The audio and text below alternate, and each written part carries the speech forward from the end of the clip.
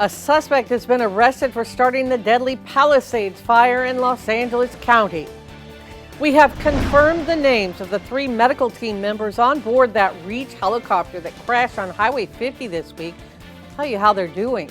And former FBI Director James Comey enters a plea to criminal charges in federal court. Covering Northern California. You're watching Action News Now. Coverage you can count on. New at noon, an arrest for the deadly Palisades fire in Los Angeles County. The State Department of Justice announced this morning the arrest of a 29-year-old man for igniting the fire in January that killed 12 people and destroyed more than 6,000 homes and businesses. Jonathan Rinderknecht is accused of lighting the fire New Year's Day that burned much of the Pacific Palisades area a week later. He's now living in Florida, where he will appear in court later today. The complaint unsealed today charges the defendant with destruction of property by means of fire, a felony that carries a mandatory minimum 5-year federal prison sentence and is punishable by up to 20 years in federal prison. Investigators determined the fire was intentionally lit, likely by a lighter placed to vegetation or paper. They first interviewed the suspect back on January 24th. It has been 8 years today since Loma Rica was rocked by the devastating Cascade Fire. Today marks the anniversary of the day the fire started in 2017. 4 people died in that fire, which became part of the wind complex, burning 10,000 acres and destroying hundreds of buildings. The cause was ultimately attributed to high winds, causing power lines to spark.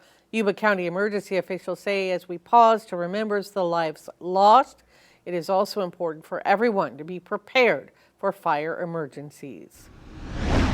We have new details on the 3 team members critically injured in that Reach medical helicopter crash in Sacramento. It happened Monday night on Highway 50. Reach Air Medical Services says those injured in the crash were pilot Chad Millward, who is hospitalized in critical but stable condition.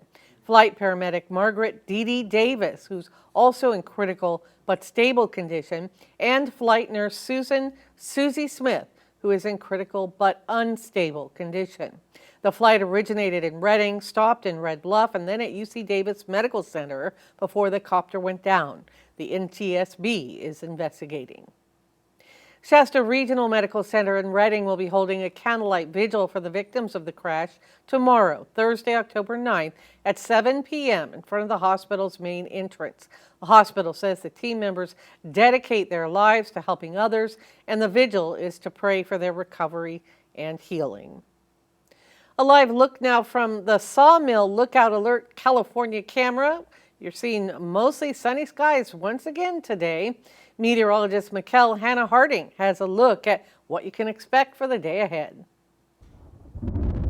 Well, good afternoon, Linda. We are taking a look at water vapor imagery, just showing you the dryness in the mid-levels of our atmosphere that's really helping us to keep a little bit of sunshine around for today. We do see some changes, though, on the horizon moving ahead. More cloud cover and rain chances making a return. As far as walking out the door right now in the valley, we're seeing temperatures in the 70s, Chico at about 73, Redding at 75. Moving forward in time, we'll see high temperatures for today peak around the low 80s for the North Valley around Redding. But as we head down towards the mid-valley, 79 for Chico and surrounding areas, definitely looking at some of those upper 60s and low 70s in the Sierra and also the Cascades. As we do head towards tonight, we'll look at temperatures staying warmer here in the valley. We're expecting some wind to stick around for tonight. Also seeing an influx of humidity, and that'll give way to some rain chances eventually. We'll talk about that coming up. The Chico City Council decided last night to not move the city's alternative homeless camp.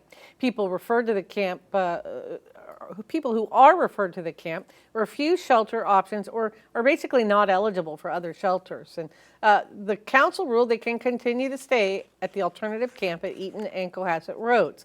City staff reviewed other options after people living near the site raised safety concerns. One alternative would have been at Eaton Road and Hicks Lane near the roundabout.